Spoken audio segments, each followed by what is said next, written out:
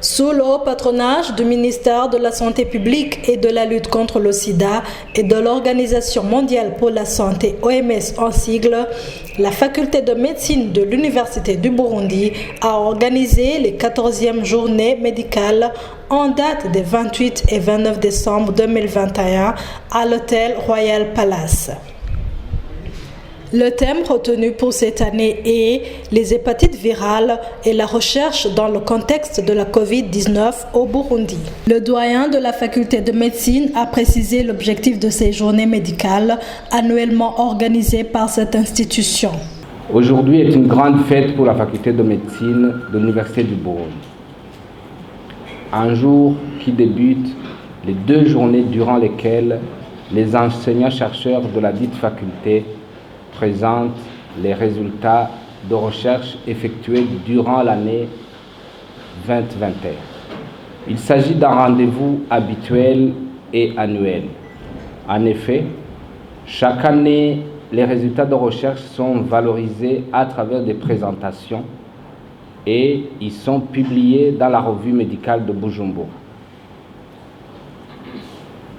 Le thème de cette année est bien choisi. Les hépatites virales et la recherche dans le contexte de pandémie à COVID-19. En effet, les hépatites virales constituent de par le monde un problème de santé publique et constituent la 7e cause de mortalité. Et chaque année, les hépatites virales tuent 1,4 million d'individus dans le monde.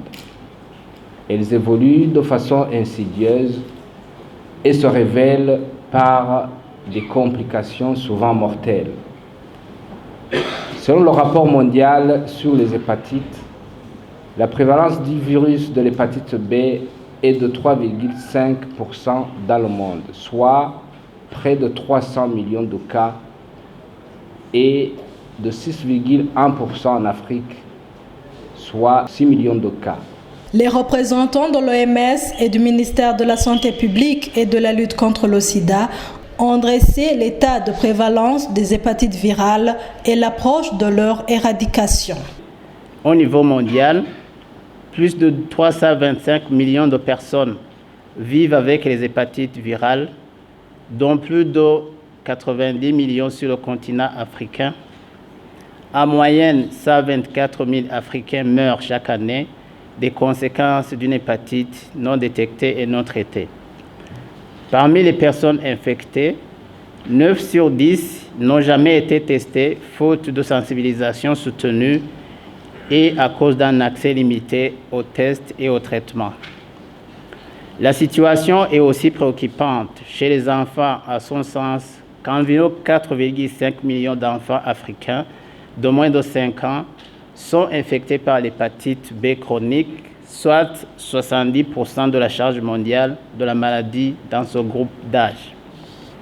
La plupart de ces hépatites pourraient être évitées en éliminant la transmission mère-enfant pendant ou peu après la naissance et dans la petite enfance.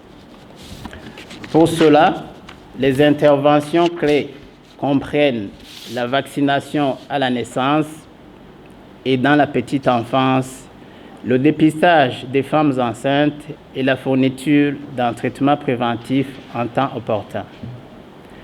C'est dans cette dynamique que lors de la célébration de la Journée mondiale des hépatites en juillet dernier, la directrice régionale pour l'OMS en Afrique, Dr Moeti, a dans sa déclaration lancé un appel au pays pour intégrer la prévention de la transmission de la mère à l'enfant de l'hépatite B dans le paquet de soins prénatal, au même titre que la prévention de la transmission du VIH et de la syphilis, en insistant sur le dépistage des femmes enceintes au cours des consultations prénatales, sans oublier l'introduction du vaccin contre l'hépatite B à la naissance.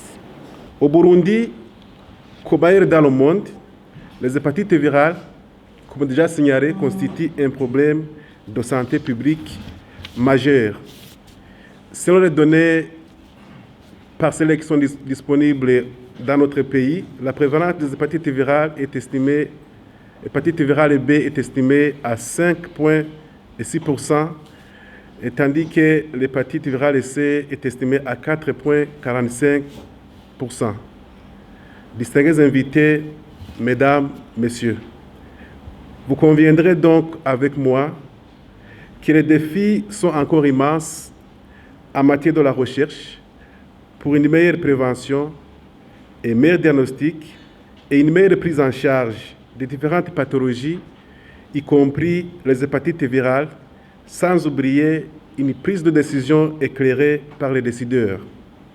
Pour relever ces défis, il est urgent d'entretenir cette dynamique convergente et synergique dans les recherches scientifiques et obtenir les résultats probants permettant de renforcer nos systèmes de santé et de faire face aux hépatites virales.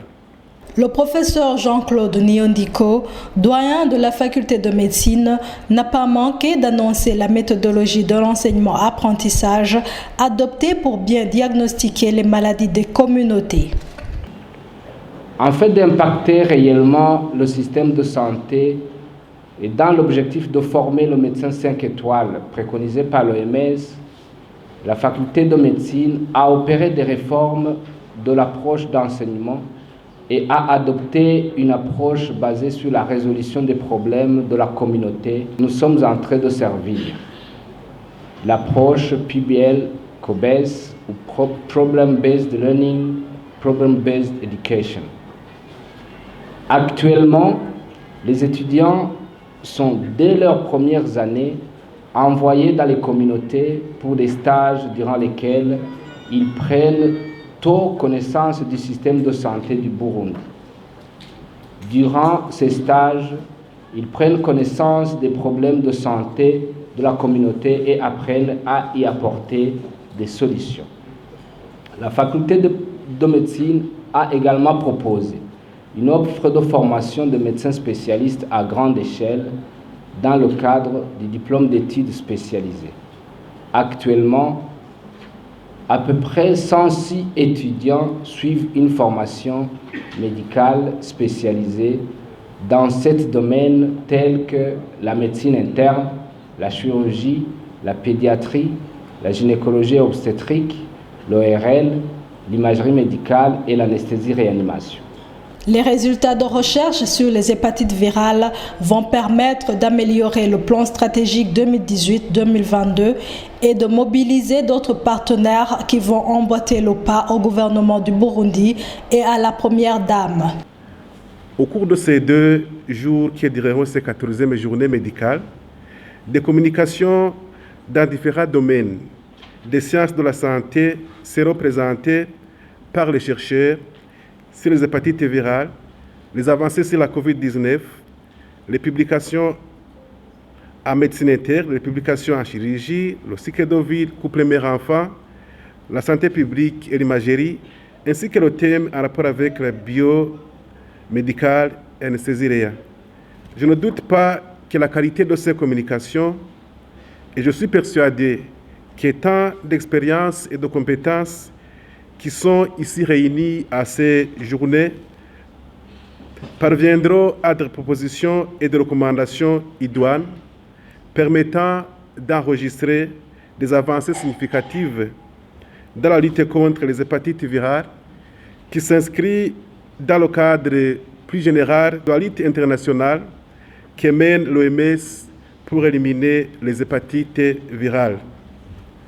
Point n'est besoin de vous signaler que le gouvernement s'est engagé dans la lutte contre les hépatites virales au Burundi.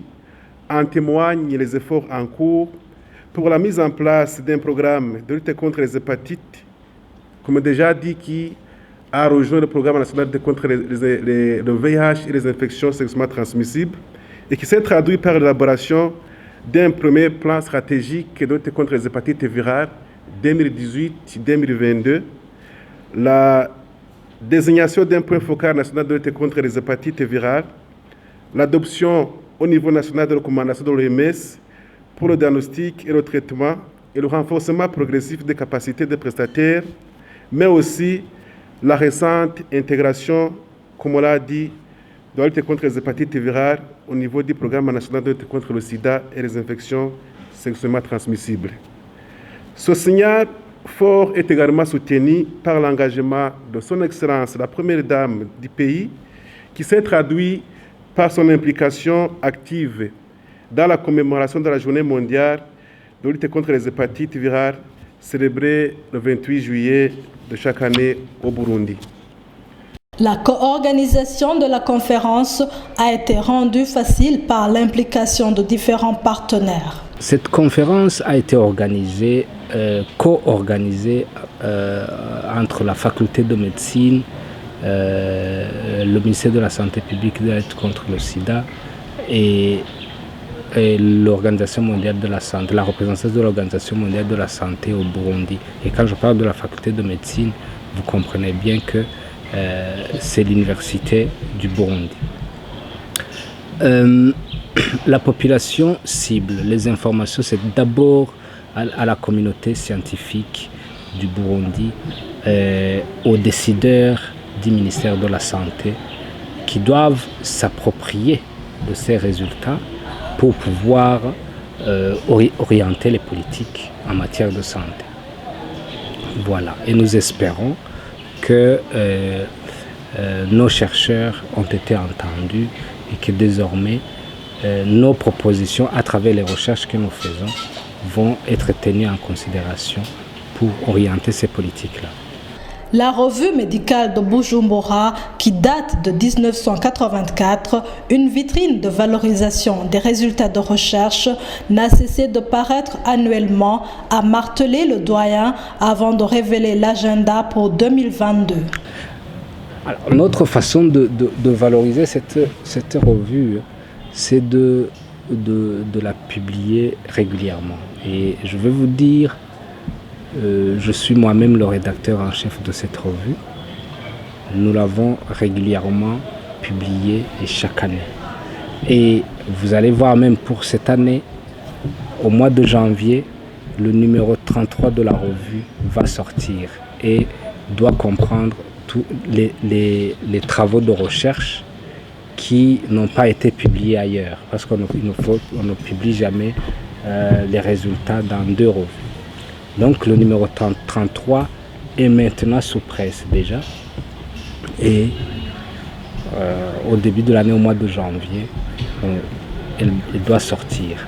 Il est biannuel, mais le souci c'est que, alors, selon cette régularité, il y a certaines années, normalement, vous voyez comme que ça fait le numéro 33, c'est une revue qui a commencé en 1984. Depuis le début de notre faculté, la revue médicale de Bujumbura, je parle.